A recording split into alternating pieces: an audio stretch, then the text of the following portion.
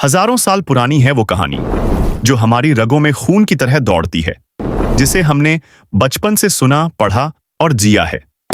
रामायण एक ऐसा महाकाव्य जिसे सिर्फ ग्रंथ नहीं बल्कि जीवन का दर्शन माना जाता है। लेकिन क्या कभी आपने उस बच्चे की तरह सवाल किया है जो हर कहानी के पीछे की सच्चाई जानना चाहता है? हमने इसे आस्था माना, हमने इसे धर्म माना, लेकिन क्या रामायण सिर्फ एक आस्था का विषय है, या इसके पन्नों में हमारे गौरवशाली इतिहास के अंश छिपे हैं? क्या ये सिर्फ पौराणिक कहानियां हैं, या फिर वो भुला दिया गया इतिहास है जिसे समय की धूल ने ढक दिया है?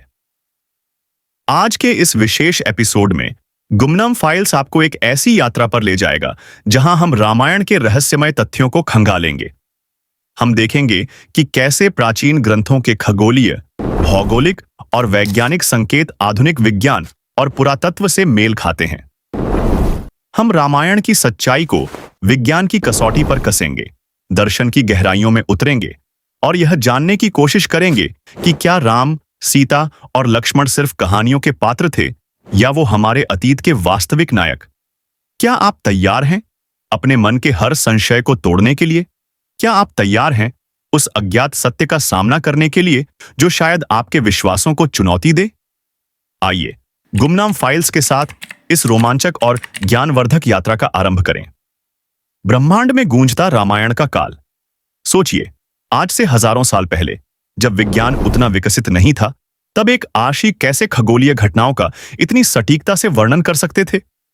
वाल्मीकि रामायण केवल एक काव्य नहीं, यह एक खगोलीय पंचांग है। यह नक्षत्रों की चाल, ग्रहों की स्थिति, सूर्य और चंद्र ग्रहण का इतना सूक्ष्म विवरण देता है कि आधुनिक खगोल शास्त्री भी दांतों तले उंगलियां दबा लेते हैं। एक उदाहरण, भगवान राम का जन्म चैत्र मास की नवमी तिथि को पुनर्वसु नक्षत्र में कर्क लग्न में हुआ था। सूर्य मेष राशि में उच्च था और गुरु, शनि, मंगल, शुक्र जैसे 5 ग्रह भी अपनी उच्च स्थिति में थे। यह वर्णन किसी कवि की कल्पना नहीं बल्कि एक प्रत्यक्षदर्शी का सटीक अवलोकन लगता है। जब इस खगोलीय पहेली को आधुनिक खगोलीय सॉफ्टवेयर जैसे स्टेलारियम और नासा के डेटा का उपयोग करके सुलझाया गया तो एक चौंकाने वाली तारीख सामने आई। 10 जनवरी 5114 ईसा पूर्व। यही वह दिन है जिसे कुछ विद्वान भगवान राम का वास्तविक जन्म दिवस मानते हैं। और यही नहीं, रावण वध और उसके बाद राम के राज्याभिषेक की गणनाएं भी हमें 5077 ईसा पूर्व के आसपास ले जाती हैं। यह एक ऐसा कालखंड है जब मानव सभ्यता अपने प्रारंभिक चरणों में थी। यह प्रश्न हमारे मन में गहरे उतर जाता है, क्या वाल्मीकि महर्षि केवल एक कवि थे, या वे एक ऐसे महान खगोल शास्त्री थे जो समय और ब्रह्मांड की चाल को इतनी गहराई से समझते थे? क्या उन्होंने यह सब ज्ञान से लिखा, या वो सच में एक ऐसी ऐतिहासिक घटना के साक्षी थे जिसे आज हम मिथक मान बैठे हैं? यह सिर्फ एक कहानी नहीं, यह ब्रह्मांड में गूंजता एक कालचक्र है जो हमें हमारे अतीत की ओर संकेत कर रहा है। धरती पर अंकित रामायण के पद चिन्ह। अगर रामायण सिर्फ कल्पना होती तो उसके निशान हमारी धरती पर क्यों मिलते? राम सेतु, समुद्र के सीने पर बना वो पुल। कल्पना कीजिए, समुद्र के ऊपर एक विशाल पुल का निर्माण जिसकी लंबाई लगभग 30 किलोमीटर हो। नासा की सैटेलाइट तस्वीरें हमें भारत के दक्षिण पूर्वी तट और श्रीलंका के उत्तर पश्चिमी तट के बीच पत्थरों की एक अद्भुत श्रृंखला दिखाती है जिसे हम राम सेतु कहते हैं। इसे एडम्स ब्रिज भी कहा जाता है, लेकिन इसकी पौराणिक महत्ता तो भारतीयों के लिए कुछ और ही है। भूवैज्ञानिक सर्वेक्षण, जियोलॉजिकल सर्वे ऑफ इंडिया और विभिन्न अंतर्राष्ट्रीय शोधों के अनुसार इन पत्थरों की उम्र लगभग 7000 वर्ष आंकी गई है, जो रामायण काल से हूबहू मेल खाती है। ये पत्थर सामान्य नहीं है, बल्कि ये हल्के, छिद्रपूर्ण प्यूमिस स्टोन हैं जो पानी पर तैर सकते हैं, जैसा कि रामायण में वर्णित है। क्या यह वही पुल है जिसे भगवान राम के निर्देश पर वानर सेना ने अपनी अद्वितीय इंजीनियरिंग कौशल और भक्ति के साथ बनाया था? क्या यह सिर्फ एक प्राकृतिक निर्माण है, या इसमें वानर सेना के प्रयासों का भी हाथ था? ये सवाल आज भी विज्ञान के लिए एक रहस्य बने हुए हैं। 2. अयोध्या, जन्मभूमि जिसका हर कण कहानी कहता है। भारत की हृदय भूमि में स्थित अयोध्या नगरी जहां श्री राम का जन्म हुआ था, ऐसा हमारा विश्वास है। हाल ही में हुए पुरातात्विक उत्खननों ने इस शहर की परतों को खोला है और जो सामने आया है वह अविश्वसनीय है। खुदाई में कई प्राचीन मंदिरों के अवशेष और उन्नत सभ्यताओं के चिन्ह मिले हैं, जिनकी परतें 2000 ईसा पूर्व से भी पुरानी हैं। कुछ शोध तो यह भी संकेत देते हैं कि सभ्यता के चिन्ह हजारों साल पहले से यहां मौजूद थे। ये पुरातात्विक साक्ष्य इस बात का दृढ़ प्रमाण है कि अयोध्या सिर्फ एक धार्मिक आस्था का केंद्र नहीं, बल्कि एक ऐतिहासिक जीवंत नगर था, जिसकी एक लंबी और समृद्ध सभ्यता रही है। क्या यह वही अयोध्या है जहां मर्यादा पुरुषोत्तम राम ने जन्म लिया, जहां से धर्म और न्याय का शासन फैला? इस भूमि का हर क्षण, हर धूल का टीला आज भी उस गौरवशाली अतीत की कहानी सुनाता है। 3 चित्रकूट, पंचवटी, दंडकारण्य, वनवास के जीवंत मार्ग। भगवान राम, सीता और लक्ष्मण ने अपने 14 वर्ष के वनवास में जिस मार्ग का अनुसरण किया, उसके अधिकांश स्थल आज भी भारत के नक्शे पर मौजूद हैं। मध्य प्रदेश, छत्तीसगढ़ और महाराष्ट्र में स्थित चित्रकूट, नासिक के पास का पंचवटी, जहां से सीता का हरण हुआ, और विशाल दंडकारण्य, जो लगभग 92,000 वर्ग किलोमीटर में फैला हुआ था। ये सभी स्थान आज भी रामायण की कहानियों से गहराई से जुड़े हैं। इन स्थानों पर आज भी ऐसे मंदिर, गुफाएं और प्राकृतिक संरचनाएं मौजूद हैं, जिन्हें स्थानीय परंपराएं रामायण की घटनाओं से जोड़ती है। क्या यह केवल संयोग है कि इतने बड़े भौगोलिक क्षेत्र में रामायण के वर्णन इतने सटीक बैठते हैं, या यह इस बात का प्रमाण है कि राम की यात्रा कोई काल्पनिक नहीं, बल्कि एक वास्तविक ऐतिहासिक पदयात्रा थी? चौथा, श्रीलंका, लंका नगरी के अवशेष और रावण की विरासत। रामायण की कहानी का एक बड़ा हिस्सा श्रीलंका से जुड़ा है, जिसे प्राचीन काल में लंका के नाम से जाना जाता था। श्रीलंका में आज भी ऐसे कई स्थान हैं जो रामायण की घटनाओं से सीधे जुड़े हुए हैं, और उनके नाम भी उन घटनाओं को प्रतिबिंबित करते हैं। नुवारा एलिया के पास की अशोक वाटिका, जहां रावण ने सीता को बंदी बनाकर रखा था, आज भी एक हरा भरा स्थान है। सिगिरिया रॉक फोर्ट्रेस, जिसे कुछ पुरातत्वविद रावण के महल का अवशेष मानते हैं, अपनी इंजीनियरिंग और वास्तुकला से विस्मयचकित करता है। रावण फॉल्स, दिवुरुम्पोला, जहां सीता ने अग्नि परीक्षा दी थी, और लेमासला रॉक, जहां से हनुमान ने छलांग लगाई थी। ये सभी स्थान श्रीलंका में आज भी पूजनीय हैं। श्रीलंका की स्थानीय लोक कथाएं और ऐतिहासिक मान्यताएं इन स्थानों को रामायण की घटनाओं से जोड़ती है। क्या यह केवल लोक विश्वास है, या इतिहास की कोई धुंधली लेकिन ठोस परछाई जो हमें रामायण के उस महायुद्ध से जोड़ती है? ये स्थल केवल पर्यटन स्थल नहीं, बल्कि इतिहास के वो पन्ने हैं जो आज भी अपने अनकहे किस्से सुना रहे हैं। प्रकृति की गवाही, वनस्पति, जीव जंतु और प्राचीन जीवन शैली। वाल्मीकि रामायण सिर्फ युद्ध और रिश्तों की कहानी नहीं है, यह अपने समय के पर्यावरण और जैव विविधता का एक विस्तृत दस्तावेज भी है। इसमें 182 से अधिक पेड़ पौधों और जीव जंतुओं का उल्लेख है। यह बताता है कि उस समय का समाज प्रकृति के कितना करीब था। बनेले जानवरों जैसे शेर, बाघ, हाथी और हिरणों से लेकर दुर्लभ औषधीय पौधों तक, इनमें से अधिकांश आज भी उन्हीं भौगोलिक क्षेत्रों में पाए जाते हैं जहां रामायण के पात्रों ने यात्रा की थी। उदाहरण के लिए, संजीवनी बूटी के लिए जिस हिमालयी क्षेत्र का वर्णन है, वहां आज भी कई रहस्यमय और दुर्लभ औषधीय पौधे पाए जाते हैं। ये बारीक विवरण दर्शाता है कि वाल्मीकि ने केवल कल्पना नहीं की थी, बल्कि उनके पास उस समय के पारिस्थितिक तंत्र और प्रकृति का गहरा अनुभवजन्य ज्ञान था। यह विवरण इतना सटीक है कि यह एक काल्पनिक कहानी की बजाय एक वास्तविक यात्रा वृत्तांत और एक गहन प्राकृतिक अवलोकन के समान प्रतीत होता है। यह हमें उस प्राचीन जीवन शैली की याद दिलाता है जहां मनुष्य प्रकृति के साथ सामंजस्य बिठाकर रहता था। क्या यह पर्यावरण विज्ञान का एक प्राचीन ग्रंथ भी है जिसे हमने अब तक पहचाना नहीं? अलौकिक नहीं, शायद अज्ञात विज्ञान। रामायण में कई ऐसे तत्व हैं जो हमें अलौकिक या चमत्कारी प्रतीत होते हैं। हनुमान का उड़ना, संजीवनी बूटी का प्रभाव, पुष्पक विमान। क्या ये सिर्फ कल्पना की उड़ानें हैं, या फिर ये उस समय के अत्याधुनिक उन्नत विज्ञान और प्रौद्योगिकी का प्रमाण थे जिसे हम आज समझने में असमर्थ हैं? एक उड़ते वानर, हनुमान की उड़ान का रहस्य। कहा जाता है कि हनुमान जी ने एक छलांग में पूरा समुद्र पार करके लंका तक की यात्रा की। क्या यह सिर्फ एक रूपक है जो किसी व्यक्ति की अदम्य इच्छा शक्ति, गति और शक्ति का प्रतीक है? या फिर उस समय कोई ऐसी प्राचीन ऊर्जा प्रणाली, उन्नत यौगिक शक्ति या फिर ऐसी कोई उड़ने वाली तकनीक मौजूद थी जिसके माध्यम से वे वायु में गति कर सकते थे? आधुनिक विज्ञान अभी भी एंटी ग्रेविटी, फ्लाइंग डिवाइसेस और मानव शरीर की अदृश्य क्षमताओं पर शोध कर रहा है। क्या प्राचीन काल में इसका कोई उन्नत स्वरूप मौजूद था? क्या हनुमान की उड़ान हमें उस प्राचीन ज्ञान की ओर इशारा करती है जहां मानव ने गुरुत्वाकर्षण के नियमों को चुनौती देना सीख लिया था?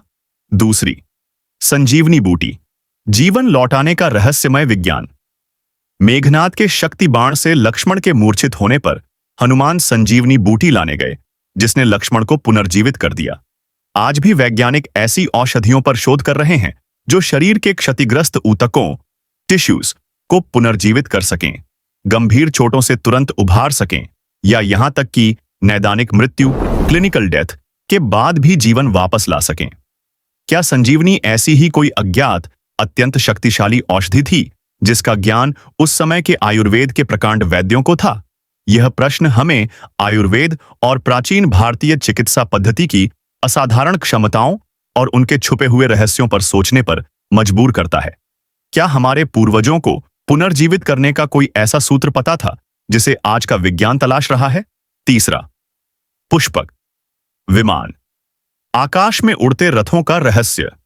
रामायण में पुष्पक विमान का विस्तार से वर्णन है, जो एक ऐसा उड़ने वाला रथ था जो इच्छा अनुसार कहीं भी जा सकता था, अपने यात्रियों की संख्या के अनुसार अपने आकार को समायोजित कर सकता था और ध्वनि रहित था।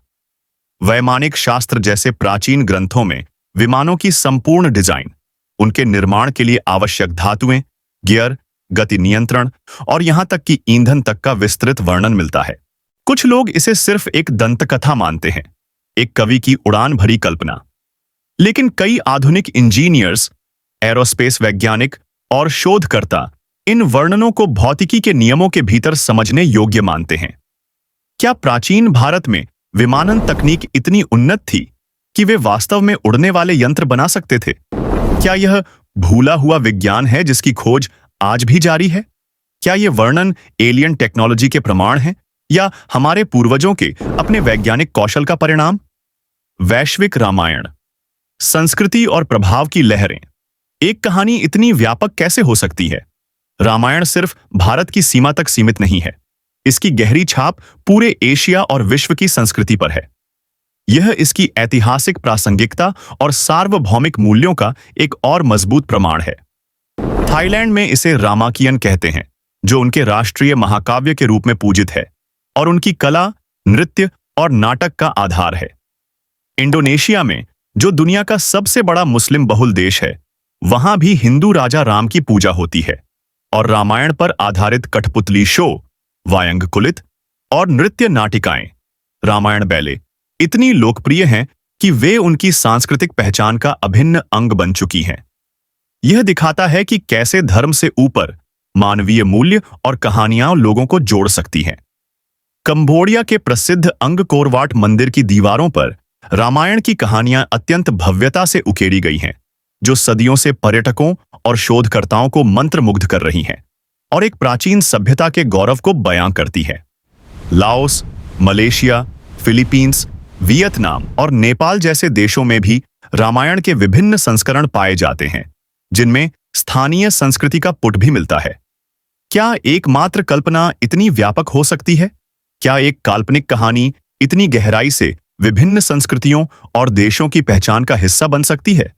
यह विश्वव्यापी प्रभाव बताता है कि रामायण सिर्फ एक कथा नहीं, बल्कि एक मानवीय सभ्यता का साझा सांस्कृतिक धागा है, एक ऐसा आदर्श जो भौगोलिक और धार्मिक सीमाओं को पार करता है।